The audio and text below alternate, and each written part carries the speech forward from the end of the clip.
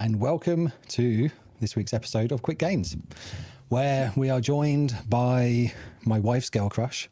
Gotta put that out there right now. She's a social media guru. Oh, I've guessed, not my wife. She is an expert on Instagram, TikTok, media creation, community building. She's the founder of a Facebook group called the Zero Fucks Squad, and I am going to be swearing on this live as Sam will be because if I can. So it's as in the name. I can. That's good. So the indomitable Sam Bearfoot, welcome. How are you? I'm good. How are you?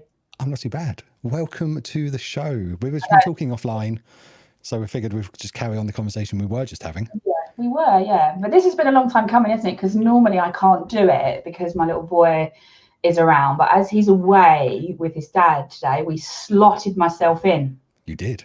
Exactly. And I did forget to mention that on the intro. You do all of the things that you do whilst being a single mum. Yeah. How the hell does that work? It's hard. So I've got two little ones, and your son's, how old is he? He's 5. He's 5, same age as my little boy. Yeah. Yeah. And it's hard enough with two of you. I don't know how you do it on your own. It's hard. It's hard. I have lots of ring lights so that if I have to do stuff in the evening, I can light the front room up so that you don't know it's midnight. I'm trying to do a TikTok at midnight. So literally fake it till you make it. Pretty much. There you go. So we all want to know, how do you stand out on social media and be yourself? This is going to be a big question. And be yourself. Yeah. 0 F's given. Yeah. I'm going to rein in my swearing slightly for this episode, just so I don't get told off. Yeah, okay. But you feel free. Okay. How do you do that in this day and age? It's rough, isn't it? It's a really tough question. And it's one I get asked a lot because I really do give 0 fucks when it comes to social media. But how do you do it? Can I just say? Yeah. I had a bet with Claire, who's our head of director of digital marketing. Yeah. How long it would take for you to drop an F-bomb. Shit, And I said 3 minutes. She said, from what you've told me, less. And Claire just won.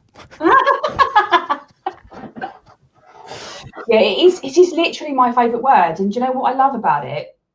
It's a word that both I love and people hate all at the same time.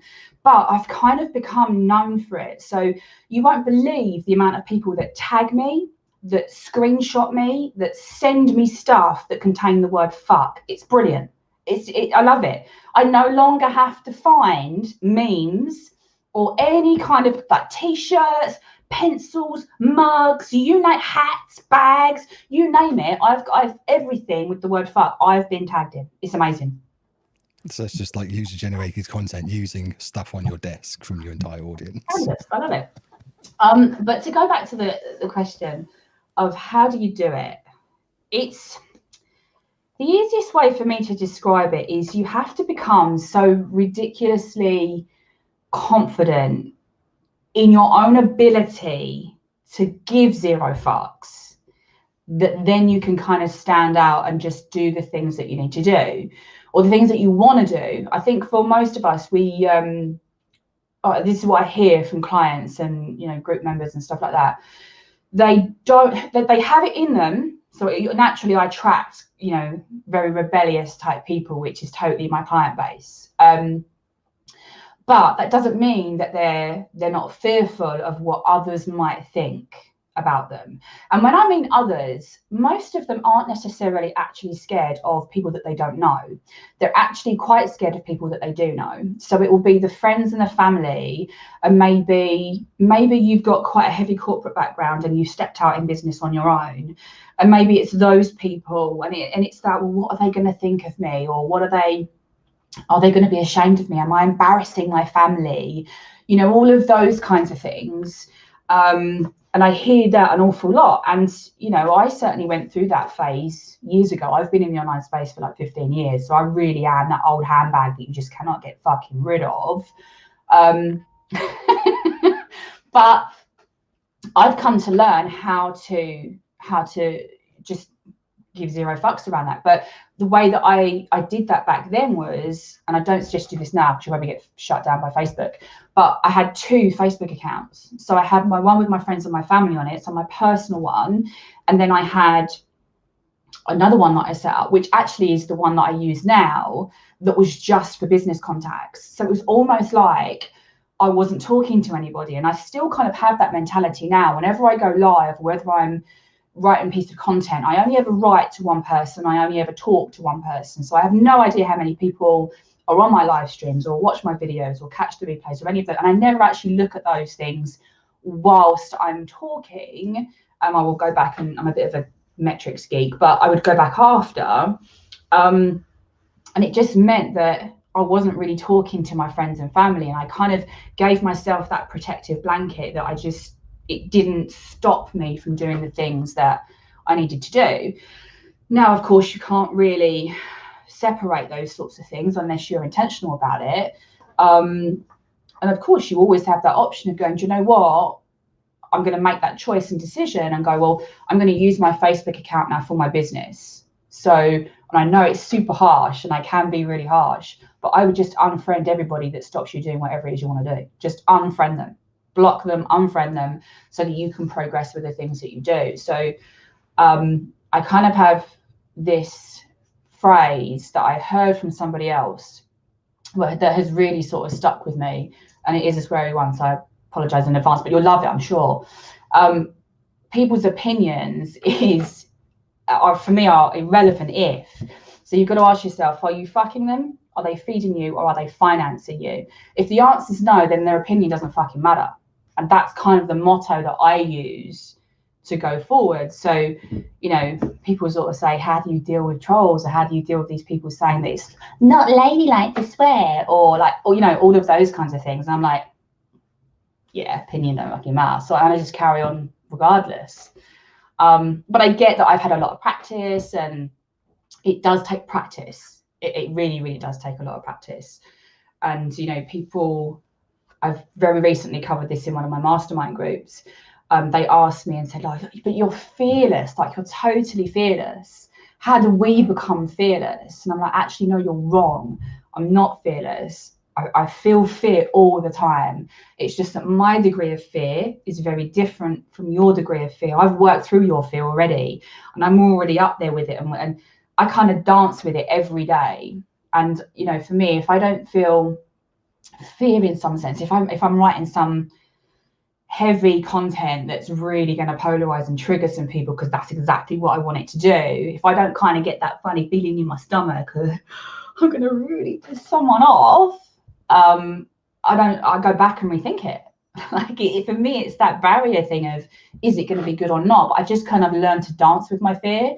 And it's one of those things that you have to do if you want to be really ballsy, if you want to make a bit of a splash and, all that kind of jazz. But it is hard, but it's about just being confident in yourself. There's a lot of, dare I say, kind of almost vanilla content out there. There's way too much fucking vanilla. Add some sprinkles on it, for God's sake. Like, at least something, a little bit of chocolate sauce, whatever. There's way too much vanilla, and it's boring. People don't want it no more. It's like my little girl. She's 3, and my wife and I would joke every now and again about her palate. So when we're having dinner, we're out, and she just eats right now, because she's only 3, bless her. Yeah. She just eats beige. There's nothing interesting. It's like mac and cheese. They go through that potatoes and rice. Yeah. She just eats bland. I mean, she eats her veg and everything, but she eats beige veg. You can mix cauliflower in with potato and she'll eat it. If you try and mix green in there's any form of colour, she's like, no, don't like it. And she's kind of getting over that hurdle at the moment. My son, give him whatever, and he'll just devour it because he's a savage. But it's that whole beige, not standing out thing, and there's a lot of people who struggle with that, I think. Yeah, and there is, but you've got to imagine, right? We're surrounded by content everywhere, not just on social media. It's everywhere that we go. If you're in a car, it'll be on the radio or on the signpost that you drive past. If you're in the shop, it'll be in the magazines that are on the rails in front of you. It'll be the promo that's up. Like it'll be on the bus stop. It'll be everywhere. There's content all around you. So if you think about it on a really subconscious level, we have been pre-conditioned to create things in that same way. We do have that drive within us, for most of us, to be the sheep and to be the people that kind of follow the crowd. And it's that whole Joneses thing. Oh, look, they've got that and they've done that. I've got to do that. I've got to make mine look like that. But actually, like, you know, I've been around a long time, but the first 10 years of my business, I didn't do what I did here. I worked in the health industry, which is completely different from what I do now. But I was on that bus. I was on the vanilla bus. I had the bus pass, annual pass. I was there. And it's really, really hard for someone that is quite flamboyant to dull themselves down, to try to get yourself into the container that you're trying to get, a container that you haven't built. It's a container that somebody else built that you're trying to fit yourself into. It's really exhausting as a creative person to try and do those things. And I think it's why lots of people they aren't successful. I think it's why lots of people don't enjoy creating content. And I truly believe that you should. You know, it's why lots and lots of people just don't find the success that they want, or if they do find the success, it's really hard. It feels hard, like it's physically, emotionally hard work for them. And this is kind of where I sort of slot in. And there are others like me. It's not just me. There are other people that help very specifically, people that don't want to fit into the box or don't want to follow the crowd. But most people, sadly, aren't. Can I be bullshit enough and to just say don't have the balls to actually just break free from that mold and go, oh, I'm going to do it my own way. Like I'm tired of being told what to do. I'm tired of trying to follow what everybody else is doing. I want to do it my way. It's like you say, everyone's going beige and you want to go neon pink. Like if that's your thing, then rock out the neon pink, because that's what's going to set you apart. But it's a fearful thing. Again, it's like it's dancing with that whole fear because you're doing something different. It's putting yourself into a limelight. And despite what they'll tell you, lots of people want visibility. But when they get the visibility, that's when they're like, oh my God. Like it's terrifying to lots of people. We were talking earlier, weren't we, about TikTok videos, actually. And I've not ventured into the TikTok world very much, but I've kind of dabbled. Yeah, I got to admit, the content I have created on my TikTok channel, profile, sorry, and there's not much of it, but that which I have created, I actually feel more connected to than a lot of my other content. And when I was making some of those videos, I was basically using TikTok as like a playpen, just to kind of like be me and don't really care. And I remember doing a couple of different videos, and I was just about to post it, and I was just like, I didn't really care. And I remember thinking, actually, like, and we talk about this offline. I remember thinking, if this was Sam right now, she'd do the video that I just did, and then all of a sudden she'd cut to her like going off camera and coming back in like hot pants and a full face of makeup, twerking or something. And I was like, granted, no one wants to see my kind of like hairy pale ass twerking. I'm pretty sure I'll save the world of that image. Yeah. But I did think, like, how can I show my quirky side? Because I'm quite a quirky guy. I'm not creative, but I'm quite quirky. And I think TikTok for me was almost like experimentation to kind of slowly start letting that out. And I found that I'm much more comfortable having conversations like this after playing on TikTok than I was before. And I found that, from a personal development point of view, I found that really interesting. Yeah. But I've gone through a similar thing. Like there's this whole this Facebook challenge that's on at the moment, where you take your first profile picture and your most recent profile picture and you compare them. You've seen it, right? There's this. Now, if I haven't seen it, no, but my first profile picture was awful. I've done it. So my one takes me back to 2011. So there's quite a few years between the two. Now, if you take me back to that point, you probably won't find any video content from me because I was terrified of doing it. You definitely won't find kind of professional pictures of me. You won't find, any kind of audio type stuff from me, because all of that was outside of my comfort zone. And I've gone through the various stages. So, I released a podcast way back, like way back before podcasting was even cool. I was like 500,000 download cool, like a long time ago. But that taught me, and that helped me break through that level of, I didn't like hearing the sound of my own voice, which then helped me to do video. And actually video is my preferred content. It's my primary content. I articulate myself better. People understand me better. I know that my written content, if you don't hear my tone of voice, what are you doing?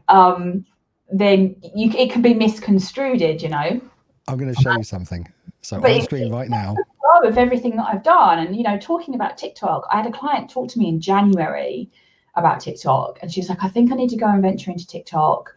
What do you think? And I said to her at the time, I said, you know what? It is well out of my comfort zone. Like, I can't teach you that. I can't show you that. And it really was. And it was only in March that I did the same thing. I went through a breakup. I got really sick just before lockdown. I didn't get COVID, but I got a really severe infection in my face, which took me out for a couple of months. And I just wanted to re-find myself. I just wanted to re-find my confidence. And I found my way in. Like, you have to find your way in with TikTok. And I think you have to find your way in with many platforms. You've got to find your scoop, your thing that, like, you can just do really easily without trying to copy everybody else. And I just found my thing. And it took me like 2 months, I had 10K followers, like, boom. And that was, if you've asked me to do that 10 years ago, there's no way. There's just no way I could have done that. It's just the variant levels that you work through. You change your mindset, you break the confident barrier, and you break it again, and you break it again, and you break it again. And then eventually, there's not many things now that I won't do. That's a bold statement, but there's not many things I won't do. I'm not going to put that to the test. I'm going to show you my first profile picture and my last profile picture on Facebook, right? Mm-hmm. So this is my current one. Yes. So yeah. Okay. Okay. Where's your first current Facebook picture? Right. My first one was that. Yep. Oh, but you've got to go to me now, because this is so funny. Have you seen mine? No. Oh, you should. See if you can find mine on my personal profile. It's hilarious. The fact that you flipped the bird is just even better. I didn't even remember doing that. I really don't. Look, there's me. Look. See, there's me with the weird sort of smirky face, attempting to do some sort of semi-selfie. And this is my most current one, flipping the bird. Totally different. And hang on, how do you get photos for? There, see? There we go. Oh, was that with the two of them there? Oh, right, okay. There you go. So, yeah. Ta-da! Ta-da! It's a bit of a transformation, isn't it? It's a bit different. Clearly, I've learned eyebrows. Look at the ones before, horrendous. I've learned what red lipstick works for me very clearly. I definitely now know what kind of foundation works. And hello, filters. I mean, what more does it go on? So basically, filters for the win. Yeah, filters for the win. Yeah. Okay. I should get rid of those ones. I have to stop sharing my screen before my fan starts taking over the audio. So, and talk us a little bit about, you're in a Facebook community, right? So a lot of what we're talking about, you help other people to do as well. So finding their voice, finding their confidence, finding their kind of like their inner them, and kind of getting that out into the world. And you do that with your Facebook group a lot of the time, don't you? How did that come about? The group's just kind of, there's a lot of people that, will buy courses or buy downloads and bits and pieces. And I don't like to be one of those coaches that you buy it and then you never see my face again. It's just not my thing. So I wanted to give them a space that they could ask me questions if they wanted to.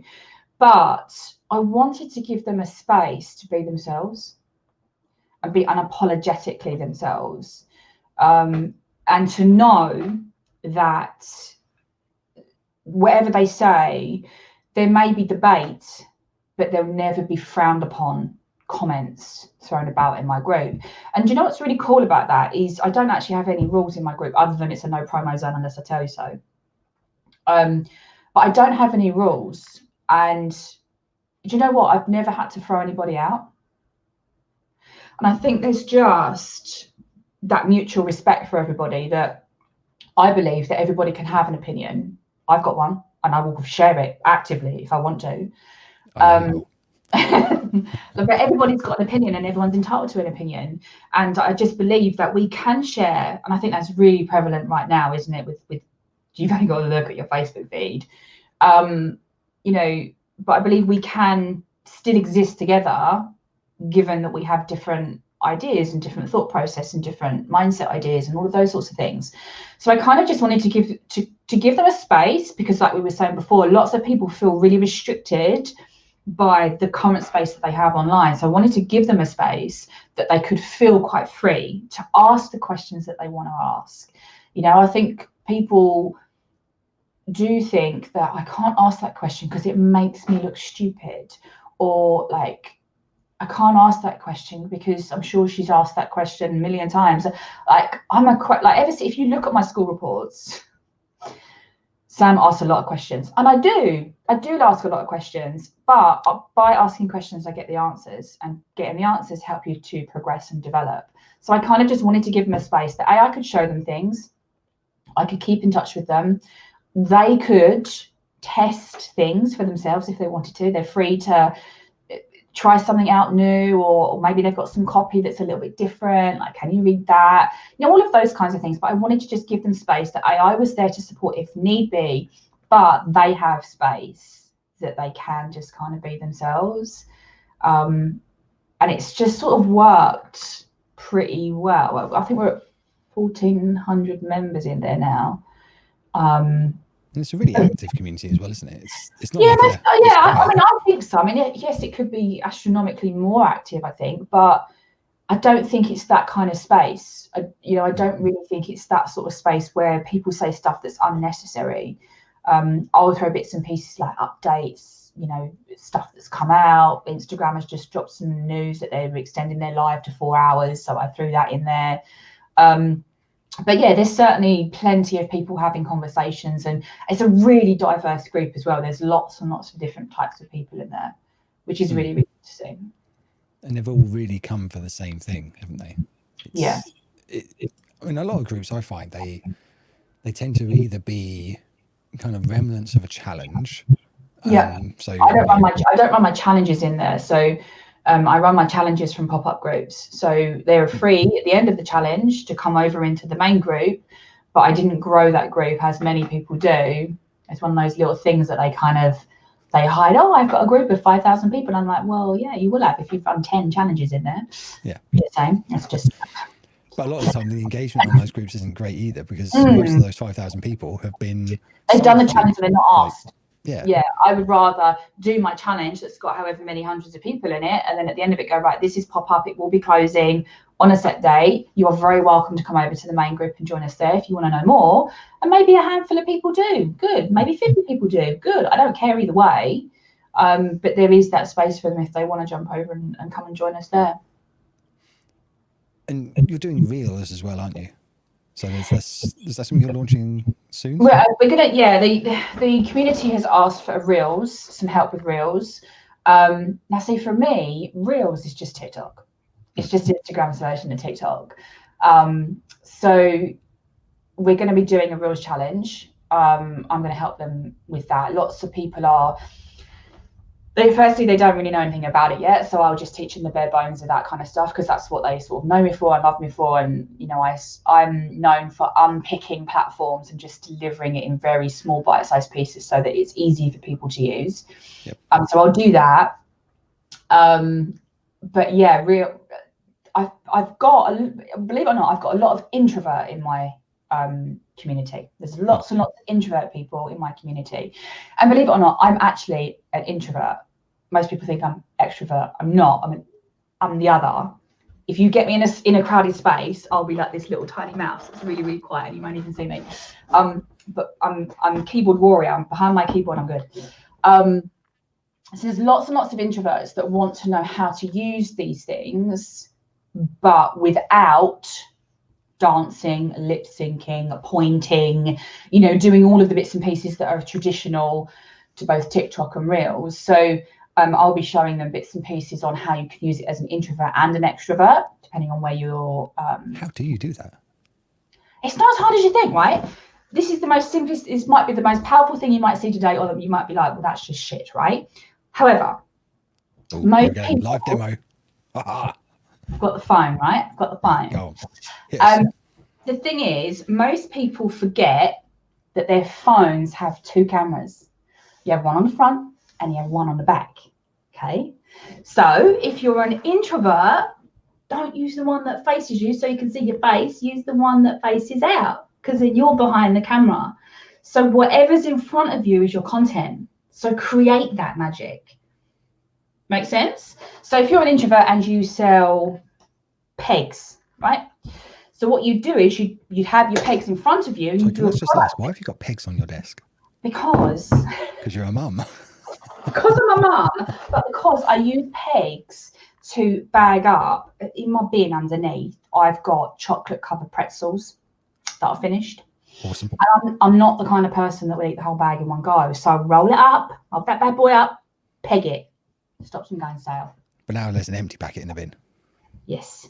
Right, hence there's a peg all by itself on my desk. Good. Right, so back to the front camera.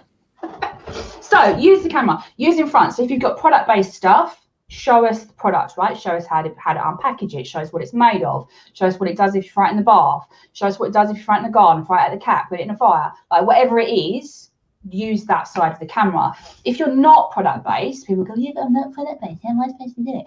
Okay, that's cool. So why don't you show them parts of your day? Why don't you show them parts of your office? Why don't you show them what's going on your screen, behind the deck, like behind the scenes? You're putting something together. Like you have two cameras, people.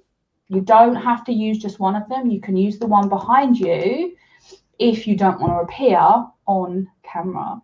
So do you think there's that whole kind of confirmation bias thing maybe where people see all these other, accounts with huge followings? Yeah. And they're all doing, getting loads of engagement and all that sort of stuff, twerking in their hot pants or whatever they do. Yeah. And then they think, well, yeah, but me showing the peg is going to be really shit, isn't it, compared to all these people dancing in their hot pants? There is that kind of fear.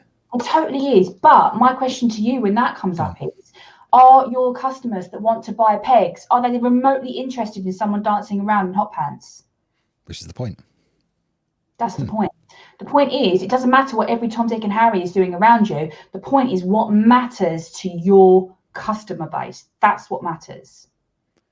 And that's the quote right there, by the way. Because it's so true. It's entirely true. We get so stuck. Like for example, Reels at the moment on Instagram has priority traffic. Yeah. Without a doubt, right? Yeah. It's coming up on the Explore page. Let me just turn this right down. It's coming up on Explore page. You can always tell what's getting priority traffic on Insta because it'll be at the very, very top of your Explore page. Okay, as you can see, Reels is getting priority traffic. And so in hot pants dancing. That's my good fish. It's so good.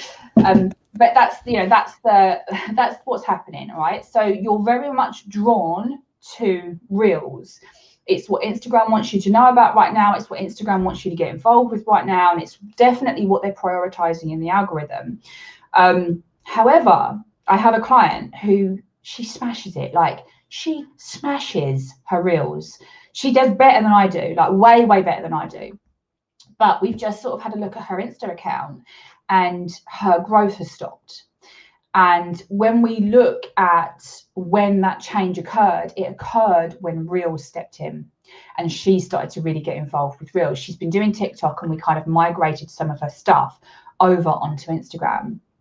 And what we've done is because we've looked at her interaction, and we've looked at her insights. Like I said to you before, I'm a bit of a numbers geek, so we've really looked at what's generating followers, website traffic, growth, insights, impressions, all of those things for her. Actually, although her reels are getting an insane amount of views, from a conversion point of view, they're actually way down. So what we're doing with her now is, although Instagram is prioritizing the reels and she enjoys doing the reels, so we're not going to cut them out completely, actually we know from a growth point of view and from a customer point of view that they really like it when she does a picture of herself and some decent written content, and it converts better.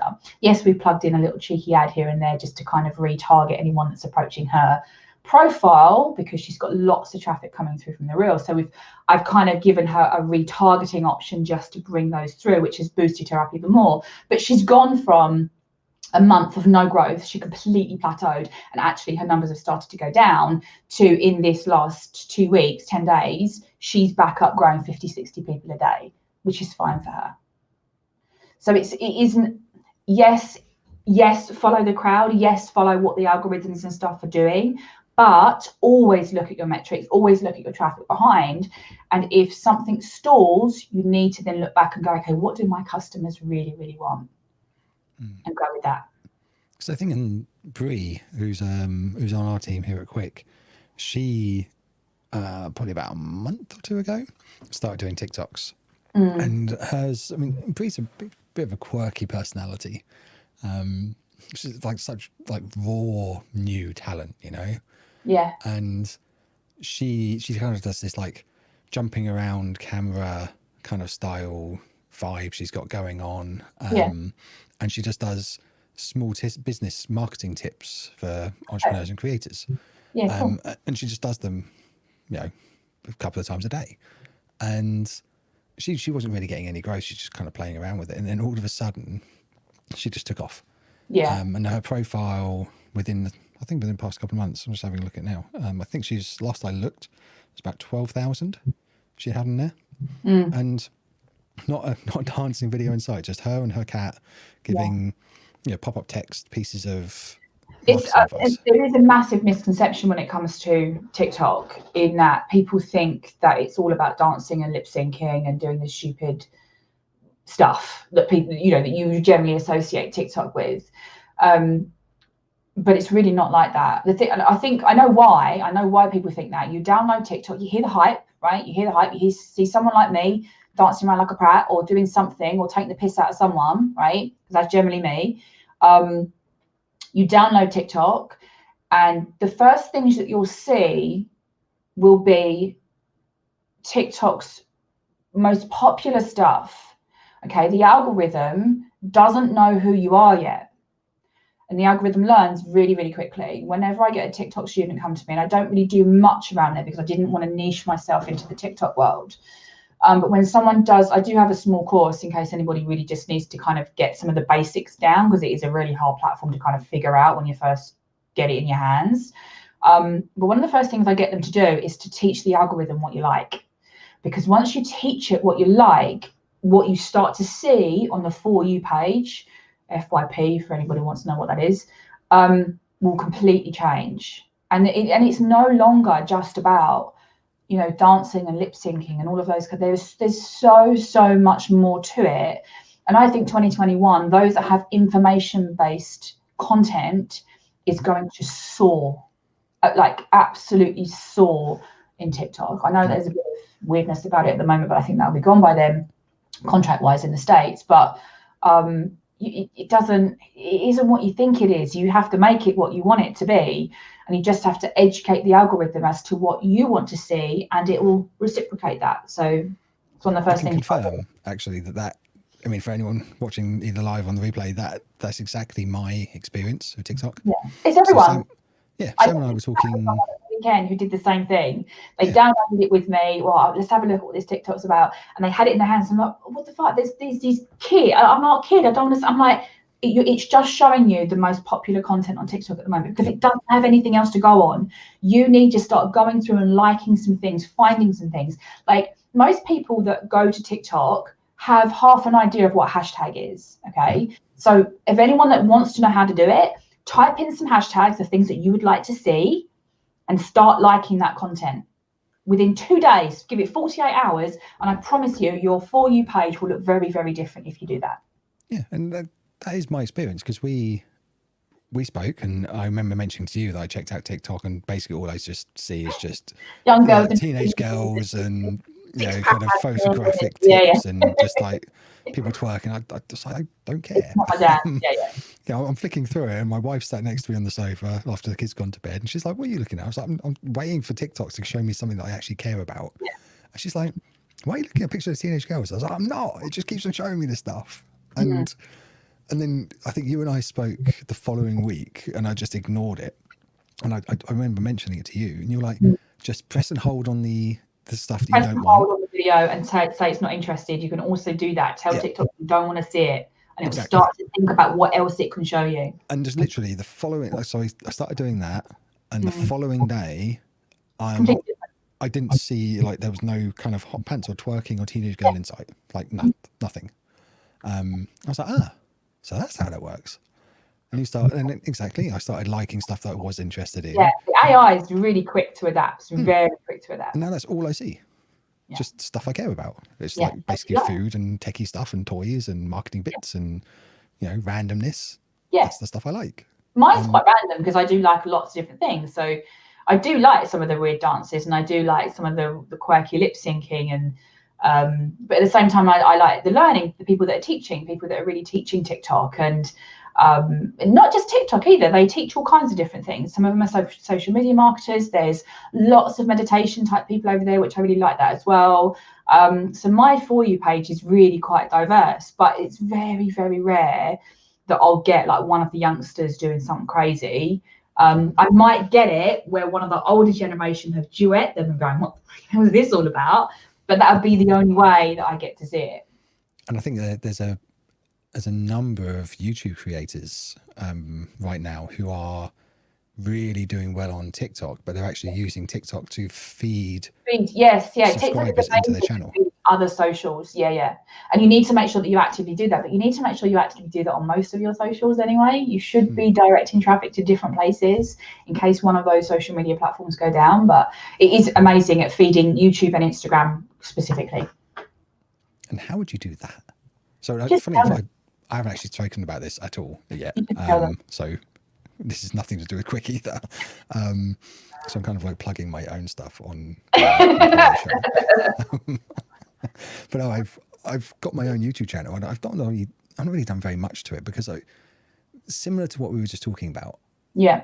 The easy stuff was doing stuff on like content on LinkedIn, like how-to content about LinkedIn. And I don't really care about LinkedIn. I mean, if I'm honest, I know how it works. I know how. I can't really swear it. It's not really my jam. No, it's just like you've got to spend like an hour a day on LinkedIn. And I just hire somebody does it for me now. I don't do it. No, it just annoys me. And I'm like, I don't want to create a YouTube channel all about how-to content on LinkedIn, but I love the strategies and tactics and everything behind video creation and YouTube. Yeah. So I just made a new channel last week, and I'm literally recording a bunch of videos, like when I get a bit of time in the evenings, to put on that new channel. Yeah. But to get that growth of that channel up, then I am thinking about literally jumping into TikTok and Instagram. And just using both to start growing my YouTube channel, because zero subscribers. It's for me, it's just kind of going back to sort of podcast days, really, where you would create some sort of trailer and then lead them into a bigger version of the thing that you want to do. So you would do maybe a couple of little bits and pieces, almost, dare I say, clickbaity type stuff on TikTok or Instagram, and tell them, call to action to them to go to if you want the full episode, go check out my YouTube channel. How would you do that quirkily whilst also showing the real you as well, to kind of build that community and connection? Well, it'd always be. I work based upon marketing pillars, and lots of people tell me that I explain this in a really different way from how other people explain it. But I think you should have at least 3 marketing pillars. I think you should have at least 3. One of them has to be business related, otherwise it's pointless you doing the whole thing. One of them has to be built based upon your personality, and the other one can be like It can be random. It can be something different. It can be built in. So my pillars are: one, I can teach you. I'll show you how to do the things that you want to learn how to do.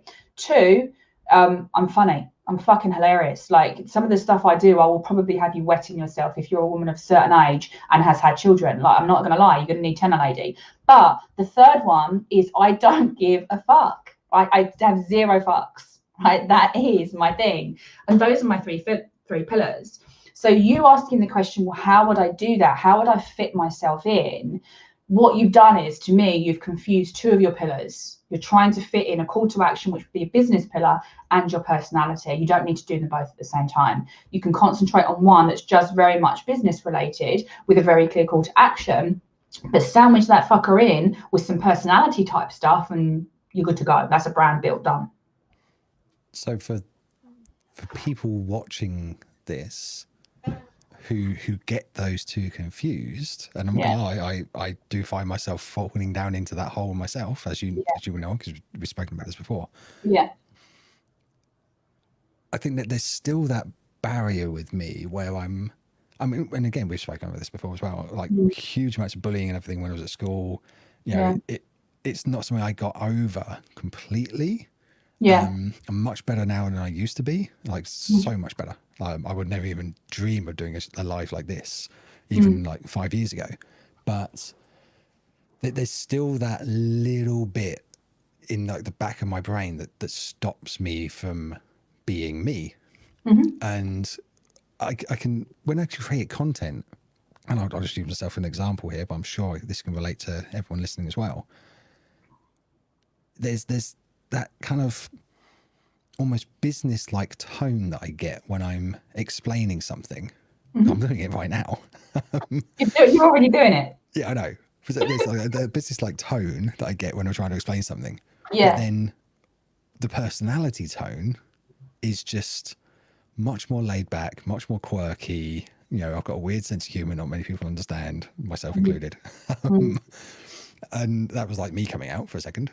But I do struggle to let both out.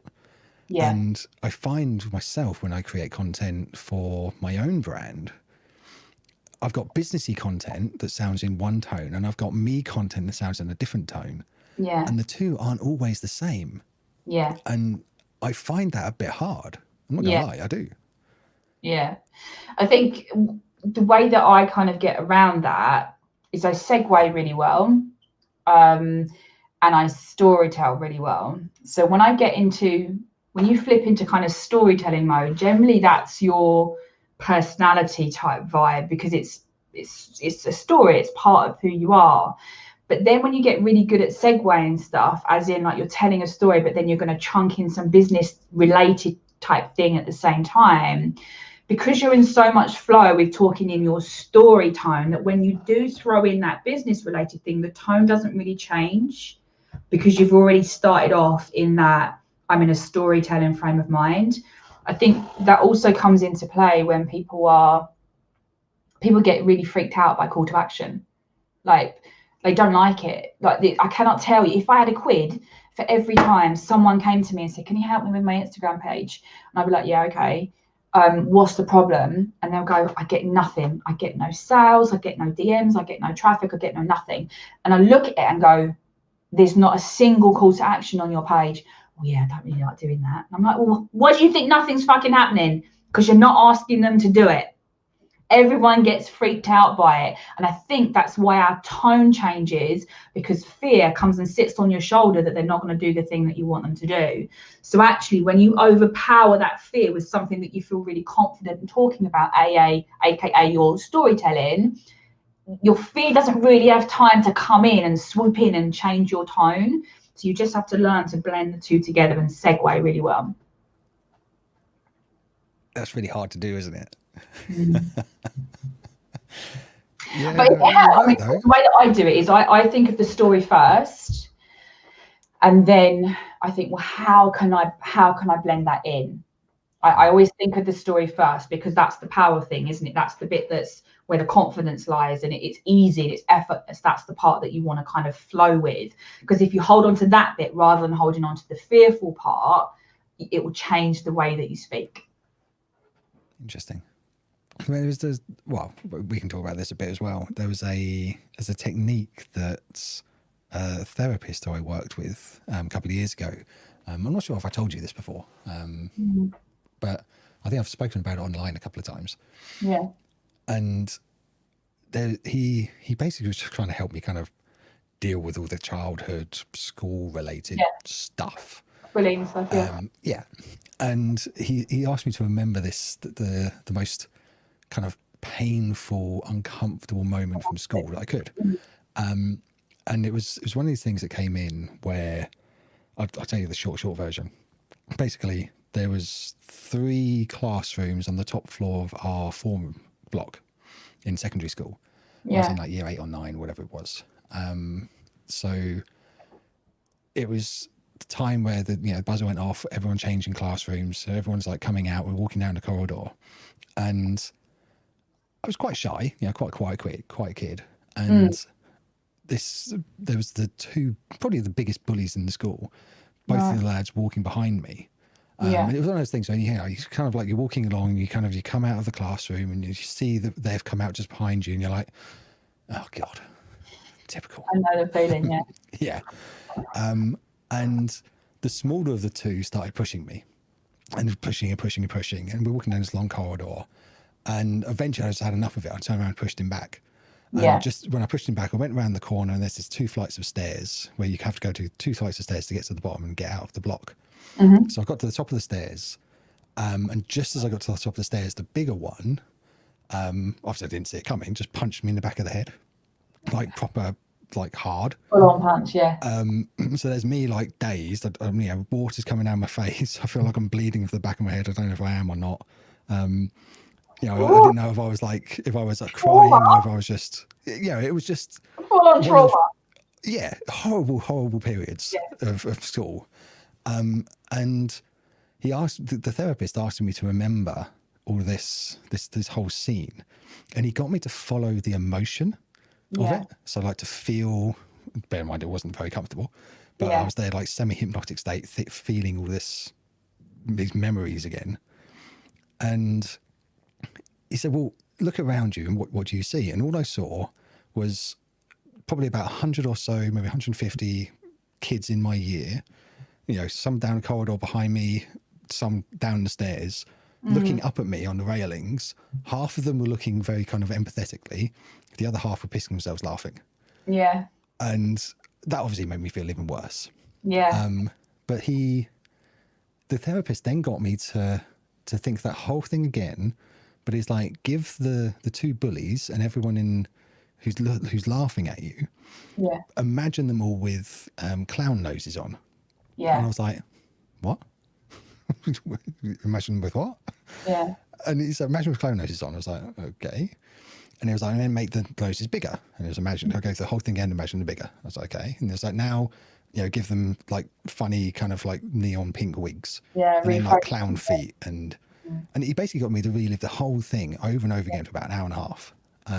Like literally. But reframing it every time, right? Yeah, exactly. And now I can't think of that moment from my past without thinking of clown feet and noses and pink wigs and like ridiculousness. Yeah. But it was all reframing. And I mean, I say that because I think a lot of what you're saying is that people hold on to so much like stuff. They do. And they just need to reframe it like I have done. I went through therapy to do it because it was like traumatic as hell. But, and I'm no different. Like I'm no different from that. I've had countless different therapy and mindset people and just people to help me change the way that I think. So I think when people kind of come across me and they don't know the story and they haven't followed the story, then they just see this massively confident woman that clearly doesn't give a shit what she does, and it's cool and all of those things. But honestly, like there was so many steps that has taken me to that point. And it's they see you halfway up the mountain, don't they? They haven't seen you exactly that. That's part of the problem, isn't it? We look at these people and we find people in the space that we either want to learn from or follow or whatever, and we compare and we look. But the thing is, you could be comparing your step 3 with my step 303. But you won't know that because you don't know what step I'm on, or you don't know what step that other person's on. That person, you see this a lot in like the money making arena, don't you? Like you see someone that's just kicked out $1 million launch, and over here you've made 10 grand. But it's a lot of money. Like if you've made 10 grand, slap yourself on the back, go and have a glass of wine. You did a good job. But because you're comparing yourself to that person that just made $1 million, you feel like shit. But you don't know where they are. You don't know how much. You don't know how big a team that they've got. You don't know the planning that's gone in behind that. You don't know whether they've just spent $500,000 on ads. You don't know that. Like there's so many things that you don't know, and we're so stuck in this comparisonitis world, and we have to stop doing it. You've got to stop doing it. The only person you should impress is yourself. Yeah, I don't find what I do funny. Like if I do something and I legitimately don't laugh at myself, I don't put it out. I can imagine you doing that, actually. Honestly, if I don't find it funny, I don't do it. If I find something on TikTok or anywhere that I don't find funny, the same as with my memes. If I don't find the meme funny, I won't put it out. It's me first. I have to impress myself first. That's it. And I mean, you talking about the money making people. There was a post I comment. I don't often comment on stuff on LinkedIn whenever on the rare occasion that I do log into the platform these days. Yeah. There was a comment on there, and it was someone talking about launches. Funny for exactly what we're saying about comparing themselves. How much money? Yeah. Yeah, and I broke it down for them, and I was like, when you look at a lot of the people who make like 7-figure launches, they're not 7-figure launches. They're making less than a 10K a month profit people. Yeah. But I mean, you just don't know, do you? You have no idea. They could have hundreds of affiliates. You just don't know. So stop comparing yourself to that kind of person. Yeah, and there was one I described actually of that group, and it's someone who I know about quite deeply because there was a bit of like an expose thing within one of the mastermind groups I'm in, and it was someone who was really heavily promoting a 7-figure launch that they did, and when they actually break it down, we kind of coupled together different information and kind of publicly known information and a bunch of other bits and bobs which weren't so public. It turned out that they did do a 7-figure launch, yes, but they paid just over 600,000 in Facebook ads alone. They had affiliate commission to pay, their team to pay, comes from contractors, like other bits of overheads that they paid. They had a churn rate of something like 5 to 10% within the first few weeks alone. But when you look at the bank of that launch, I think only 40% of it was paid up front, and the rest was on a monthly plan. Over like a 12-month period. So when you look at it from that point of view, their 7-figure launch, and their 6-figure high 6-figure costs. Actually, if they have more than like 5 to 10% churn from the monthly pay people, they're actually making a loss. And I'm like, that's not good business at all, like in the slightest. It's just hard. I mean, they're not all like that. There are some people that are very transparent, and I do love that. I do love it when someone shows if you're going to talk about money, and it's relevant. I think as well, if it's relevant to your business to talk about money, I think you should be very transparent about how and what that looks like. Because I spent quite a long time in that, and I was like, well, I'm not making that. Why am I not making that amount of money? But actually, when I looked at it, it wasn't like you're saying. They were barking on about the big fucking numbers, but actually, when you look behind the scenes, they were spending thousands on ads, and the whole what you was just saying. People saying, "Oh, I've made 6 figures, I've made multi-6 figures," but that's never cash in the bank right now. It's very, very rarely that it's cash in the bank right now. It's usually elongated, and don't get me wrong, that's great because it means you've got recurring revenue coming in, you've got passive income coming in for a cash significant flow, amount of time. And that's great from a foundation building and a building scaling revenue type thing. That's great. But I just wish more people would be more transparent and say that to people, because I think, you know, I certainly help people with launching and creating things, and I like to walk them through going through the whole launch and sale process. And, you know, when people come back and they go, well, I've only made 5-6 grand and I'm really disappointed. I'm like, but why? You weren't making anything before. You've already covered what you paid me. So you're actually in profit. What part of that are you not pleased with? You've gone from not earning anything to earning something, and you've covered the cost of the coach that's helped you to get there. What are you not happy with? Well, I didn't make 10 grand. But I'm like, why do you need 10 grand? What about the next time that you do that you might make 10 grand now that you've got the skills and you've already done it? It just frustrates me that people, they put so much pressure on themselves because of what they're seeing out in the space, and yet you don't really understand what has gone into that whole, just made 7 figures. Like you just don't know.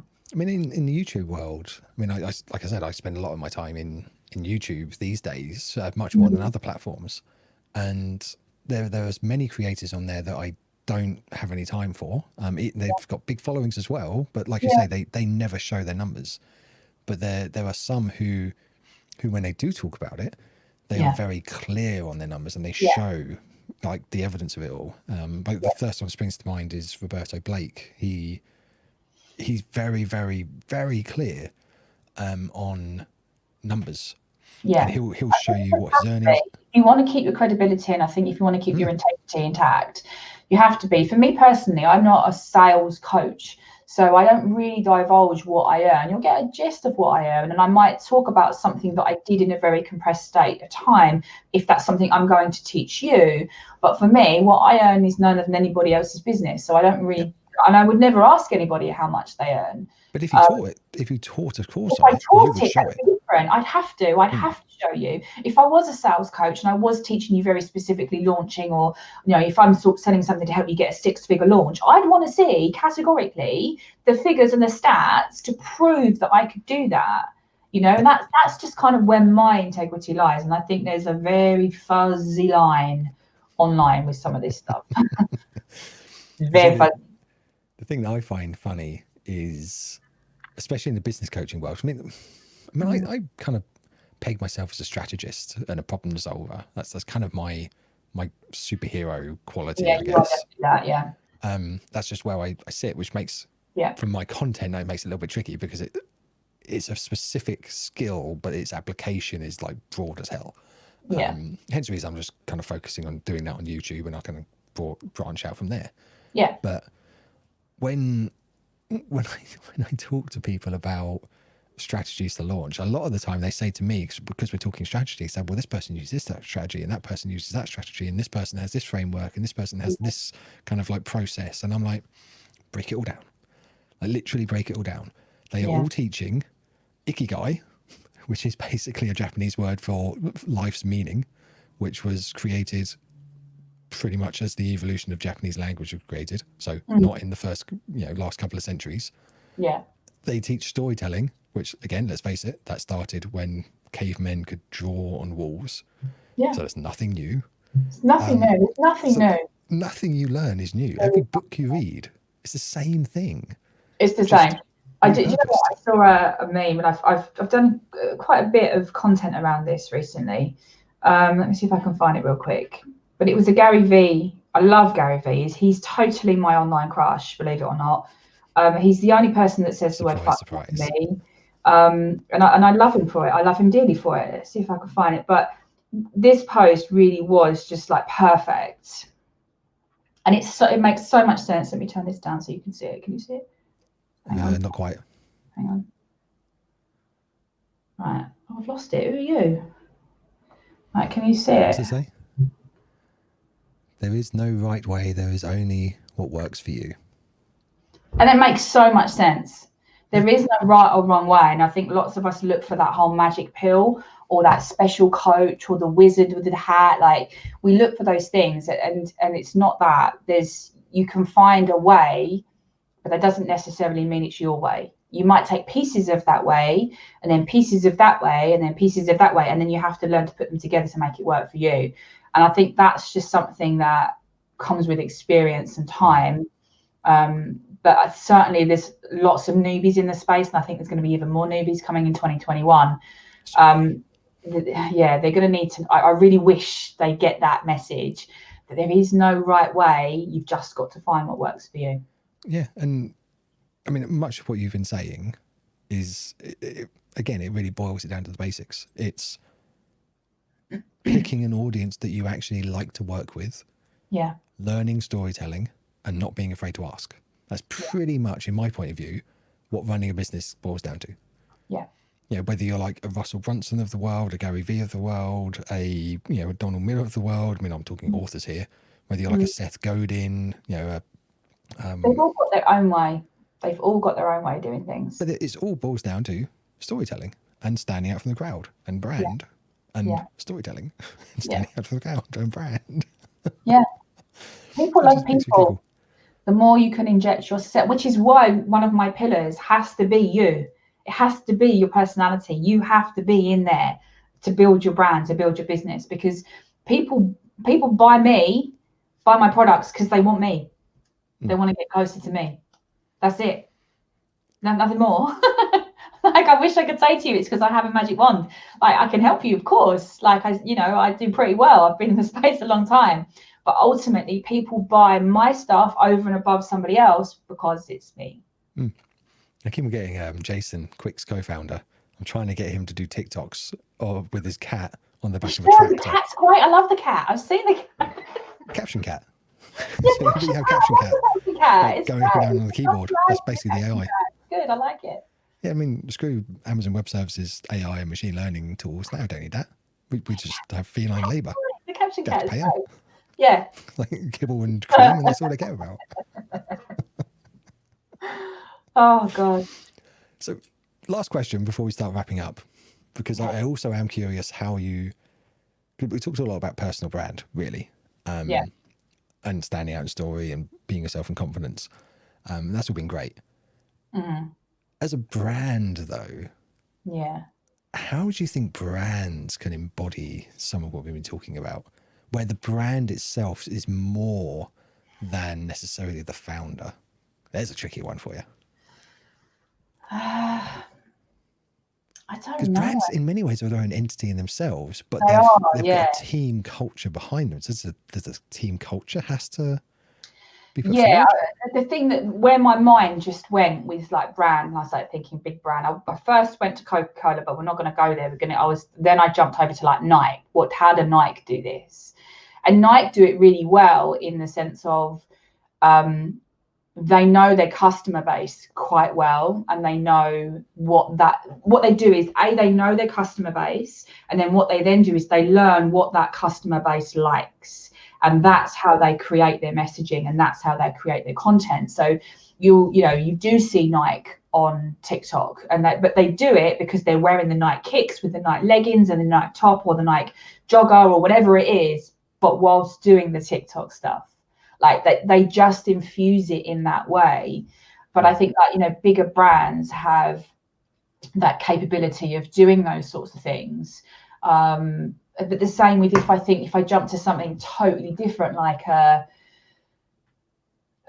the skinny food company, for example, the company that does like the 0 calorie toppings and mayonnaise and weird shit like that I just wouldn't eat because it's nasty, but like they do all that kind of stuff. I like cake far too much to even see that stuff. Exactly. Like, you have cake, have proper cake. I had cake before I came on, that I told you. I had leftover from a dress from last night.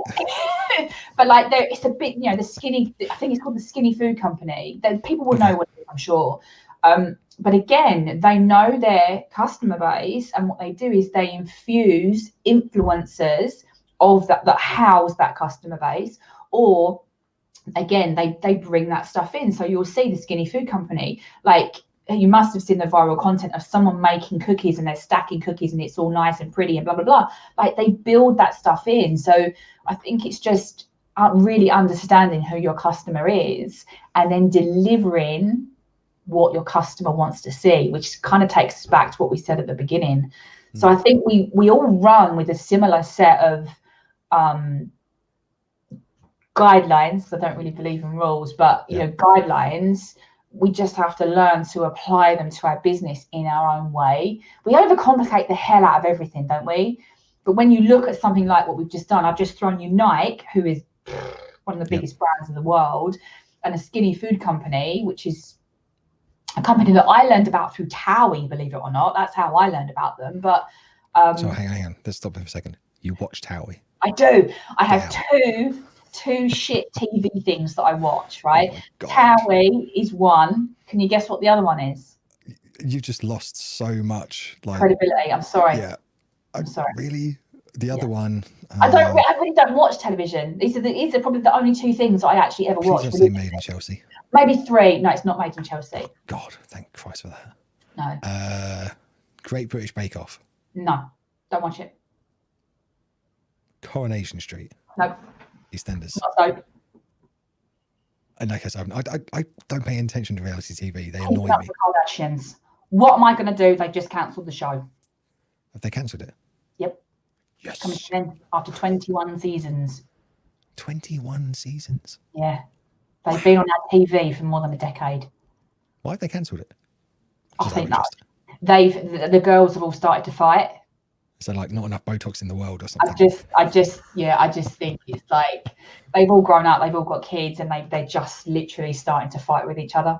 Isn't one of them like just recently, past couple of years, launched $1 billion business as well? Kylie, you're talking about, I love it, like, hasn't one of them just done this? You're talking about Kylie Jenner. Am I? Okay. Who was named Forbes billionaire, but then it came out, there's so much scandal, it's great. Then it came out that her mum, who is Kris Jenner, who is her manager, no, it wasn't Kris, Kylie submitted false data, so she isn't actually a billionaire. Is she close? She's fucking close. I mean, I wouldn't, 900 million, like I wouldn't even, bat an eyelid at it, but she ain't the billion mark. But she had to hit that billion mark to get the Forbes billionaire thing, yeah. But then she lost it. It's like being awarded like Nobel Prize, and they're saying, well, actually, what you did wasn't that good. I know. So just like take it back. So what's the third one? What's the third one? Hang on. Oh, the third one, The Walking Dead. But that's just about to finish as well now. That's fine. The Walking Dead I'm down with. That's my jam. That's it. But that's just about to die, isn't it? That they're doing the last season. But Fear the Walking Dead is still Someone going. told me, I haven't even looked at this yet. Is it any good? You can't watch The Walking Dead and not watch Fear the Walking Dead. Like seriously, there's crossovers. Like one story leads into another. Did you not know this? No. See, I don't watch telly. Like I legitimately don't watch telly. It has got so dark in my office, I can't see nothing. Can you still see me all right? I can see you fine. It's fine. Okay. It's like, so Walking Dead, right? Right. The Walking Dead you have to watch up until season whatever it is when the Fear the Walking Dead starts. You then have to start watching Fear the Walking Dead and you flick between seasons. So when the Walking Dead season finishes, the very next week, Fear the Walking Dead starts, and you've got characters in it. Some of them. Oh. Yeah. So you'll see a character leave in like one season, and then they'll transition over, and then they'll enter Fear the Walking Dead in the next one. So the Walking Dead is stopping. Sorry. There's talk about a feature length movie to kind of like wrap up. Because we need Rick Grimes back. We need Rick Grimes back. That's the feature length movie. That's what I'm wanting. Feature movie. Yeah. Fear the Walking Dead still on a helicopter or something. Exactly. And there's another one that just launched, which is something I can't remember the name of, but it's just launched on, it's either Prime Video or Netflix. I think it's Prime Video. Right. So there's now a third Walking Dead kind of series started. So whilst The Walking Dead is finishing, Fear the Walking Dead is still going, and the new one is just spinning up. But there's crossovers in all three. Tell me who that is, because I don't know what that one is. Okay, hang on. IMDb.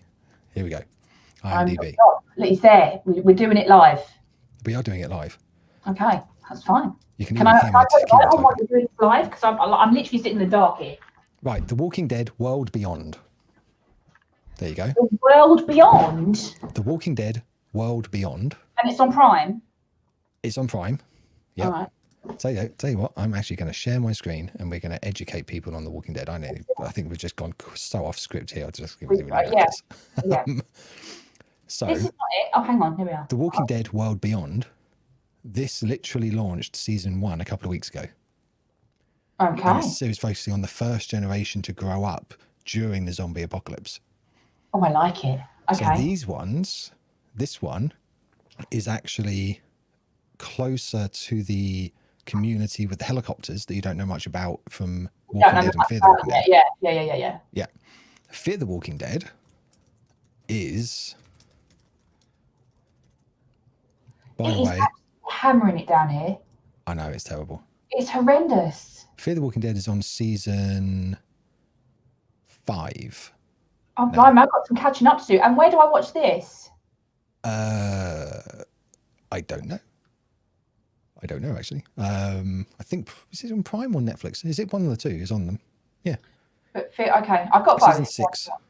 Okay. Season 6 started just on the 11th of October. There you go. So there you go. Fear the Walking Dead, and The Walking Dead World Beyond. Okay, right. Blimey. Down. I can't believe you didn't know Fear the Walking Dead existed. Oh my God. Sacrilege. I don't really watch much TV. Like, legitimately, I don't. In case you hadn't guessed, I'm a bit of a zombie apocalypse nut. I'm the person that you want in a zombie apocalypse, though. I legitimately am, because I'm anatomically trained and pathologically trained. So I literally know how to heal and kill a person. Okay. How can you be anatomically trained? As in, I trained in the human body, anatomy. Oh, the therapies and... Heavily trained in human body stuff. So, you know, if I need to kill someone real quick, I know how to do that. I shouldn't probably have admitted that live on TV, but, you know. If it helps, I used to do loads of Kung Fu and like Dragon's Touch and everything. So I can't... There we are. Perfect team. Zombie apocalypse team. Done. Okay, machete or shotgun? I'd go with the machete. Exactly, you don't need ammunition. High rise or woods? High rise. Really? Yeah. You're to escape. Higher ground? Yeah, but what if you get trapped? You're done. You won't. You'll have loads of stuff to throw at them.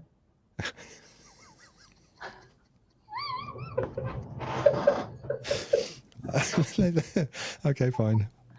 I don't think we should start talking about this more because this could go on for another hour. I could, yeah. This is not a good segue. We need to segue this back in. Right. Segue it back in. We need to wrap up. So in wrapping up, we normally get people to drop one last word or words, phrase, paragraph, whatever you want to look at it, of wisdom to leave the audience with. So one last parting word of wisdom from the indomitable. I love how you haven't even prepared, just to let you know, people, he hadn't prepared me for this whole thing. So I need to give you the last drop of wisdom. Wisdom. First thing that pops into your head, think of it like a quick fire wisdom round. Wisdom from Sam, go. Progress over perfection every time. Is that it? Yep. I was expecting something like, deep, meaningful. No, but it is long. deep. Because if you are that perfectionist person, I guarantee you will not progress as much as the person that doesn't give a fuck, that just puts it out there anyway. I like that as a quote. There you go. We're going to paraphrase that slightly. Go for it. Because I haven't told you this, but Quicc next week, kind of like slight hot off the press just before we leave, is launching a new product. We're kind of rejigging a lot of what we do as well, actually, in the same time. What are we doing now then? Launching a search-based video management feature. Ooh. So, where you've been dropping quotes and things that where I said, and there's the quote, or that's a good snippet, and things like that, I'm going to go back through this video and just literally load it into our platform, our new platform, and type in quote and things like that, and just be able to take those little snippets that you said, trim them out, and repurpose that content. Oh, you know, I love a bit of repurpose. I know. It's very cool, and it's launching next week. I like it. Can I play with it? Am I allowed access? We're launching the beta on the 2nd of November. Put me on the list. Do you want to be a beta user? Yes. Okay. Done. Consider yourself listed. Perfect. Sorted. Perfect. So, for everyone else out there But you're still live after we're talking about The Walking Dead. God. Segue completely away from social media. Yeah, I don't even know. Have we just been talking to ourselves? Are you sure we've been live? We've just been We chatting. are live. It's like an hour earlier in the UK as well. Times have changed and it's a bit weird. So, you've been listening to Sam, the badass Bearfoot. He's awesome. One of my favourite human beings. My wife's girl crush. I even have my easy button. So I'm going to say this as well. That was easy. I've got an easy button. I thought this was going to be a difficult show, but it's not. It's actually been a pleasure. It's never difficult. Exactly. Next week we have... Who do we have next week? I can't remember who we have on next week. I don't know. You didn't tell me. I actually have to have a look. I think Claire asked me about that just before. Lenka from Cambridge Social Media. How did I forget Lenka was on next week? Very, very cool. You'll love her. Massive on community and... Community building. Yeah, hugely. She's just very, very interesting. So yeah, we have her on next week. Awesome. Which should be cool. So Sam, been a pleasure. If anyone wants to connect with Sam, then follow her at I am Sam Bearfoot, because she is. And Facebook group is right there on screen right now. Yeah. Just search for 0F's Squad HQ Yeah. and you'll see Sam over on Facebook. Join her, become part of her tribe. You're more than welcome to. And thank you very much for joining. Great fun. There's a lot of swearing though, just to let you know. There is a lot of swearing. I'm probably going to get loads of abuse. Great. I'm sorry. I'm sorry, bosses at Quicc. That's all right. Don't worry. I should have put a beep button every time we did it. Yeah. I needed like a little flag of... Do. Right. Thank you, Sam. Been a pleasure. See you later. And everyone, we will see you next week. Hello. Thank you very much.